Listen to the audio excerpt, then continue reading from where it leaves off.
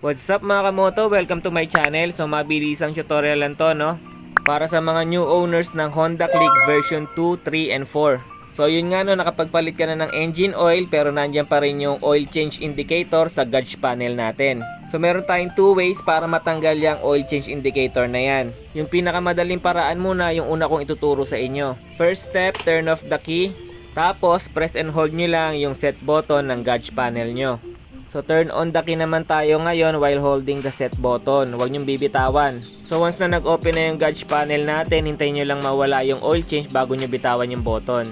So yan mga kamoto, wala na yung oil change indicator. Ganun lang kasimple tsaka kadali. Ito naman ngayon tayo sa pangalawang paraan kung paano mawawala yung oil change indicator. Dito malalaman nyo rin kung paano mag-set kung ilang kilometro yung gusto nyong takbuhin ng motor nyo bago lumabas yung oil change indicator.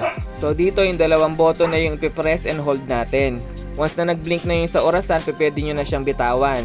Tapos press nyo lang yung select button, mapapansin nyo lalabas dyan yung oil change indicator at magbi-blink. Press set button naman para makapag-set tayo kung ilang kilometro yung gusto mong takbuhin ng motor mo bago lumabas yung oil change indicator. So halimbawa na lang yan mga kamoto, naka-default siya sa 500 km. Meaning to say kapag nakatakbo ka na ng 500 km, tsaka pa lang lalabas yung oil change indicator. Kumbaga i-remind ka niya na mag-change oil ka na. So yan, pwede nyo siyang dagdagan ng kilometer. Pindutin nyo lang yung select button yan, 1,500. Yan, 2,000. Bali, ang pinaka-maximum na pwede nyong iset is hanggang 6,000 km.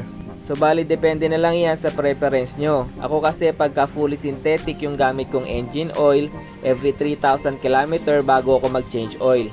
So halimbawa nakapag-decide ka na kung ilang kilometer yung gusto mong iset, so sa akin gagawin kong 3,000. Once na nakapag-decide ka na, pindutin mo lang yung set button.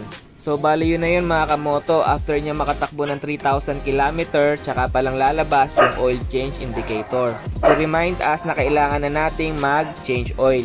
So yun lang, sana makatulong sa mga new owners ng Honda Click natin dyan. So hanggang dito na lang. Kung gusto nyo itong video na to, pakihit na lang ng like, share, and subscribe button.